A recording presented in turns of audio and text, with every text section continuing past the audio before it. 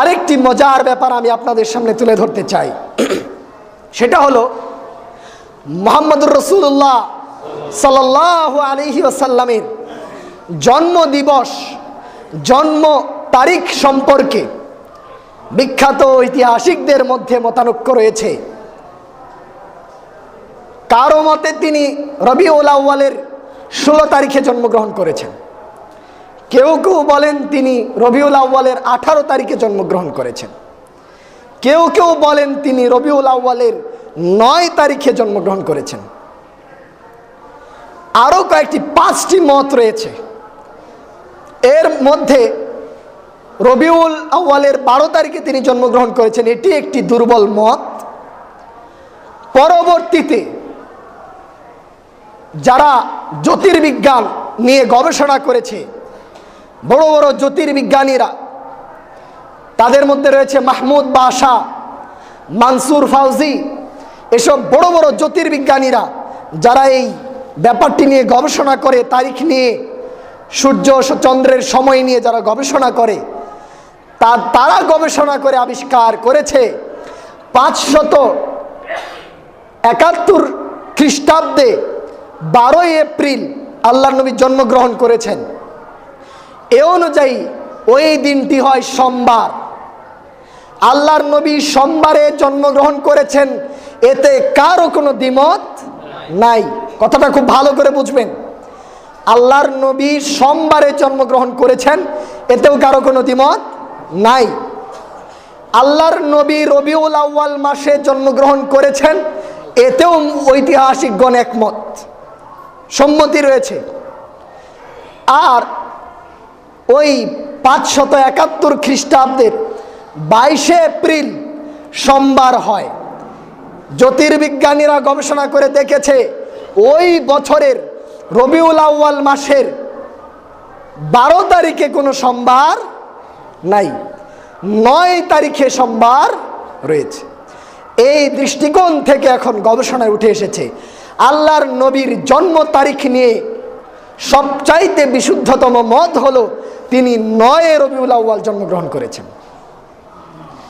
বর্তমানে বিখ্যাত সিরাতের কিতাব আর রহিকুল মাখতুম, যেটার বাংলা অনুবাদ রয়েছে, আপনারা দেখতে পারেন, সেখানেও দেখবেন 9 তারিখের ব্যাপারটিকে প্রাধান্য দেওয়া হয়েছে।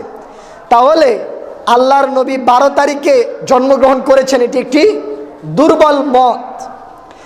তবে আল্লাহর নবী রবিউল আউয়ালের 12 তারিখের একটা ঘটনা আছে যে ব্যাপারে কারো কোনো দ্বিমত নাই, সকলেই একমত।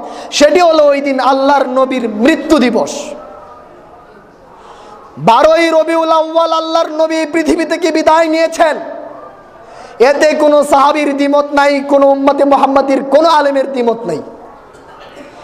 ওই দিনটি মুসলমানদের সবচাইতে যন্ত্রণাদায়ক, বেদনাদায়ক একটি দিন ছিল। ওই দিন উমর ইবনুল খাত্তাব রাদিয়াল্লাহু তাআলা আনহু আল্লাহর নবীর মৃত্যু সংবাদ শুনে দিশেহারা হয়ে তিনি বসতে পারছিলেন না, ছুটাছুটি করছিলেন। আবু বকর রাদিয়াল্লাহু তাআলা আনহু তাকে ঠান্ডা করার জন্য মিম্বারে দাঁড়িয়ে বললেন, ফামান কানা ইয়াবুদু মুহাম্মাদান ফাইন্না মুহাম্মাদান কদ মাত। যারা মুহাম্মদের ইবাদত করতে, জেনে রাখো মুহাম্মদ একজন নবী, তিনি মারা গিয়েছেন। তিনি একজন নবী ছাড়া আর কিছুই না, তিনি মারা গিয়েছেন। ওয়ামান কানা ইয়াবুদুল্লাহ, আর যারা মুহাম্মদ সাল্লাল্লাহু আলাইহি ওয়াসাল্লামের সময়েও আল্লাহর ইবাদত করতে, ফাইন্নাল্লাহা হাইয়ুন লা ইয়ামুত, জেনে রাখো আল্লাহ রাব্বুল আলামিন জীবিত, তিনি কখনোই মৃত্যুবরণ করবেন না। তখন উমর ইবনুল খাত্তাব রাদিয়াল্লাহু তাআলা বুঝতে পারলেন। আবু বকর রাদিয়াল্লাহু আনহু আয়াত পাঠ করলেন, কদ খালাত মিন ক্বাবলিহির রুসুল ওয়া মা মুহাম্মাদুন ইল্লা রাসূল। মুহাম্মদ একজন রাসূল মাত্র, আর কিছু না। কদ খালাত মিন ক্বাবলিহির রুসুল, তার আগেও আরো অনেক নবী রাসূলরা তাদের জীবন পার করে চলে গিয়েছেন। আফা ইম মাতা আও কুতিলা ক্বালাবতুম আলা আকাবিকুম, তিনি যদি মারা যান অথবা যদি তিনি নিহত হন, তোমরা কি তোমাদের পশ্চাৎ দিকে ঘুরে যাবে? এই আয়াত শোনার পরে উমর রাদিয়াল্লাহু তাআলা আনহু ঠান্ডা হয়ে গেলেন এবং মেনে নিলেন আর বললেন, মনে হচ্ছে যে এই আয়াত যেন আমি এখনই পড়ছি মাত্র, ইতিপূর্বে যেন জানতামই না এই আয়াত। রাসূলুল্লাহ সাল্লাল্লাহু আলাইহি ওয়াসাল্লাম রবিউল আউয়ালের 12 তারিখে পরলোক গমন করেছেন, এই পৃথিবী থেকে বিদায় নিয়েছেন। এই ব্যাপারে কারো কোনো দ্বিমত নাই। আর এই 12 রবিউল আউয়াল মুসলমানদের জন্য একটি বড় চিন্তা এবং দুশ্চিন্তার কারণ ছিল। মুসলমানরা হতাশ হয়ে গিয়েছিলেন, দিশেহারা হয়ে গিয়েছিলেন, কিভাবে ইসলামী খেলাফত তারা ধরে রাখবেন। আবু বকর, উমর রাদিয়াল্লাহু তাআলা আনহু তারা চিন্তায় পড়ে গিয়েছিলেন। আবু বকরকে খলিফা নিযুক্ত করা হলো।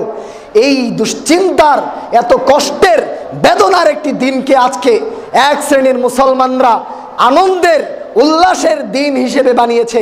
এটা কত বড় একটা গর্হিত কাজ, একটু চিন্তা করুন। সম্মানিত দিনী ভাই ও বন্ধুগণ, ইসলামে যদি কোনো দিবস পালন করা জায়েজ থাকতো, তাহলে 12 রবিউল আউয়ালকে মুসলমানদের জন্য শোক দিবস ঘোষণা করা হতো। কিন্তু ইসলামে কোনো দিবস পালনের রীতিনীতি নাই।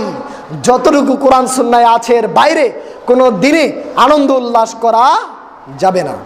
এজন্যই তো সাহাবায়ে কেরাম আল্লাহর নবীর মৃত্যুতে এত হতাশাগ্রস্ত হলেও, এত ব্যথিত হলেও তারা কিন্তু এই দিনটিকে পরবর্তীতে আর কোনো দিন উদযাপন করেন নাই। আজকে যারা ঈদে মিলাদুন নবী নিয়ে বাড়াবাড়ি করছে, তাদেরকে আমরা দাওয়াত দিতে চাই যে ভাই, প্রিয় ভাই, আপনারাও চান আল্লাহর নবীকে ভালোবাসতে।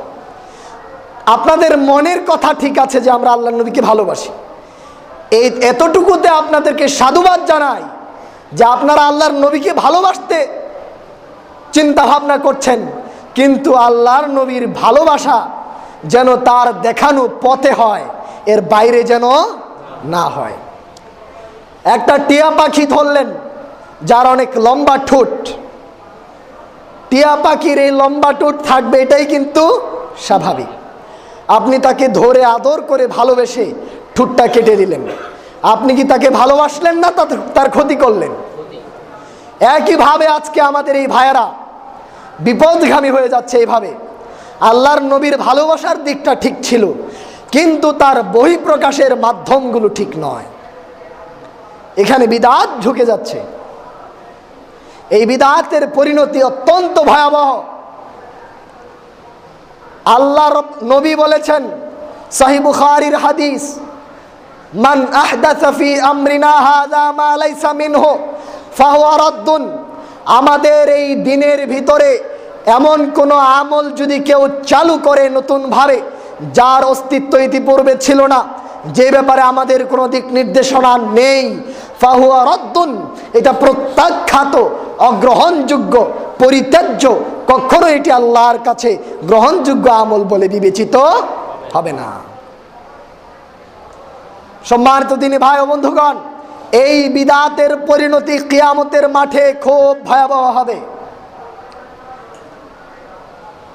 কাল কিয়ামতের মাঠে নবী করিম সাল্লাল্লাহু আলাইহি ওয়াসাল্লামের হাত থেকে কাউসারের পানি পান করার জন্য উম্মতে মুহাম্মাদি ভিড় করবে। সেখানে একদল লোক উপস্থিত হবে। আল্লাহর নবীর কাছাকাছি যাওয়ার পরে তাদের মধ্যে পর্দা অন্তরাল ঢেলে দেওয়া হবে। আল্লাহর নবী বললেন, এদেরকে এখান থেকে আড়াল করা হলো কেন? এরা তো আমারই উম্মত, এরা তো সালাত আদায় করতো, ওযু করতো, ওযুর চিহ্ন দেখা যাবে।